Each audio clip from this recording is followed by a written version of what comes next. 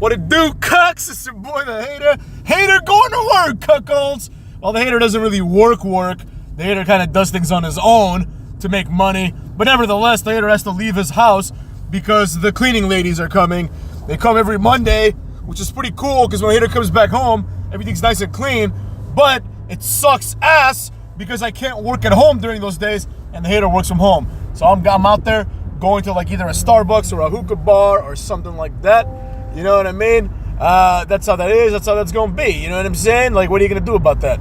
But the Hater on his commute started thinking, today's Monday, which means tonight we're going to have Monday Night Raw review, cooks. Now, here's the problem with that, all right? The Hater got very excited because I believe, I could be wrong, but I believe this is the last Raw before WrestleMania. Checks the calendar. That's right, cooks. Yeah, WrestleMania is it's this Saturday and this Sunday. It's kind of insane. Anyways, it is what it is. What can you do about it? That's how WrestleMania works. 2 days. It's already here. And quite frankly, it should have already happened because we're like in the middle of April. Remember when WrestleMania was like April 1st? Whatever. Anyways, one of the most exciting episodes of Raw, always, right, has been the Raw after Mania. Now, there was a time when like Dolph Ziggler cashed in the Money in the Bank when people started pretending that this was like a new thing, the Raw after Mania. But the Raw after Mania has always been exciting because that's when shit goes down. It's like the beginning. It's a season premiere, you know? So new things are supposed to happen. But they often don't. We often have like Backlash, you know, and it's the same things, same matches on Backlash. But anyways, nowadays, the Raw after WrestleMania represents, you know, like a new opportunity to introduce, you know, NXT superstars, to reintroduce wrestlers and have them have completely different motivations, and to kind of start setting the gear for the next year, right? You really can see what's going to happen next year based on the Raw after WrestleMania many, many times, right? We've had even moments like The Rock and Cena agreeing to a match like a year in advance. But one episode that never gets the credit it deserves, in my opinion, is the last Raw before WrestleMania. The last SmackDown too, but really the last Raw before WrestleMania. Much like the first Raw after WrestleMania is the season premiere, the last Raw before WrestleMania is the season finale, right? I mean, yes, in theory, WrestleMania is the season finale, but in the context of Raw, obviously, the last episode of Raw is the season finale. And a lot of times, a lot of attention is given to the last episode of Raw before WrestleMania because this episode can, in theory at least, make or break WrestleMania, right? You really want to go hard on this episode to attract people to watch WrestleMania. You understand me? If you can't do that, you know, then you fucked up. And I think, again, the episode hasn't happened yet. I'm not going to jump the gun here. We're going to review that motherfucker tonight, segment by segment.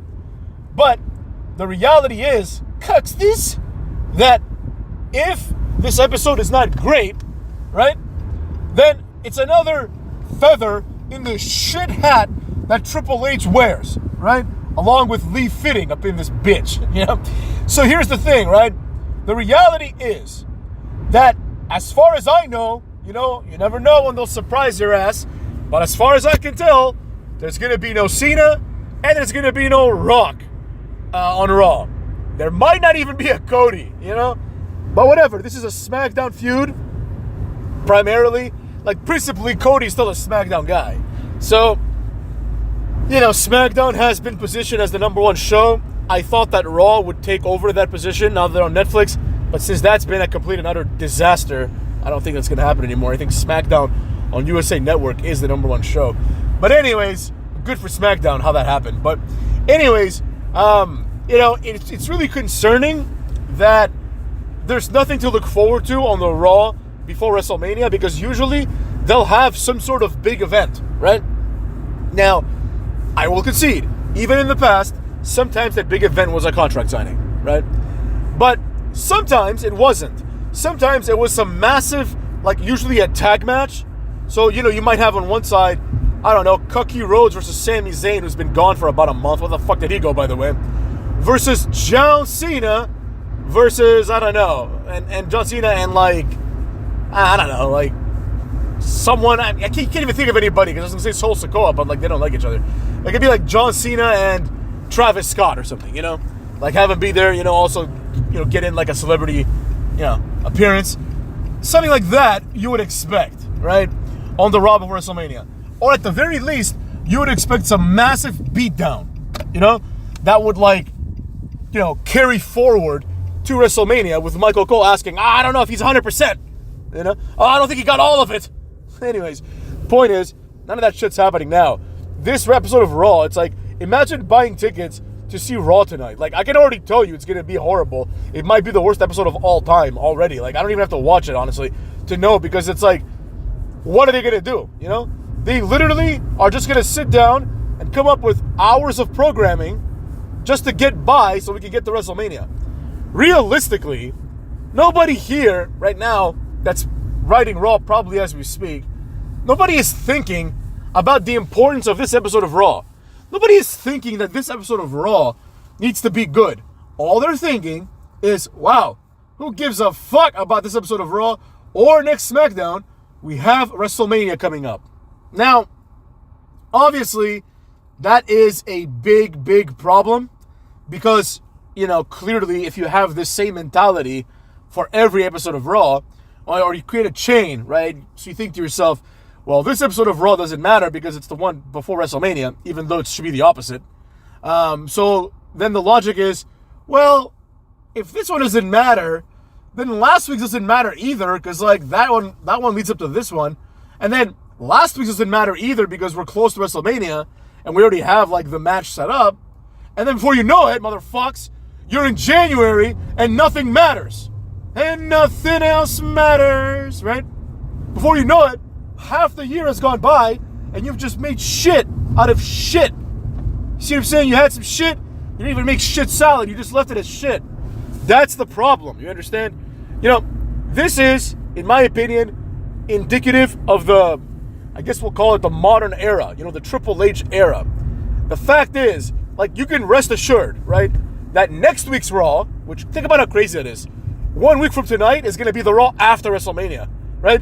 Didn't it feel like to everybody that WrestleMania just kind of like snuck up, you know? Like, does it feel like we're getting ready for WrestleMania? No, it doesn't. It feels like I'm about to forget about this pay-per-view completely. You know, sometimes you're like, you forget that there's an event happening. You know, for example, if you like UFC, you're like, oh, it's going to be like Alexandre Pantoja or something, right? You're like, oh, I don't give a fuck about that guy. So you forget that the UFC pay-per-view is happening, like, at all, right? Because you only care about the world titles and the important fights. This feels like that. Like, this doesn't feel like WrestleMania. It feels like, oh, you know, like, you go to, like, high school the next day, or more likely than that, you know, wrestling stopped being cool in high school, so probably, you know, you go to middle school and you're like, oh, shit, Unforgiven was yesterday? You're like, I completely forgot about that shit. Now, that scenario that I just gave was almost an impossibility because back in the day, it was impossible to ignore a pay-per-view. And one of the reasons why that was is exactly what I'm saying in this video. The Raws before and after, and then the SmackDowns eventually, before and after, really centered on the pay-per-view, right? It really made you want to buy the pay-per-view. Now, the hater, when he was a kid, I didn't get the opportunity to get like every pay-per-view, right? And justifiably so, because they were $30 and my mom didn't really want me to watch wrestling anyways. She thought, and likely still thinks, you know, and when I say likely, I know for a fact she does, that it is the entertainment of like low-level, low-class people, right? Now, she ain't wrong about that. But I would have to make these little creative deals with my mom. I'd be like, Mom, if I get an A on this, can you get me the next pay-per-view? You know, I would try to do this, right?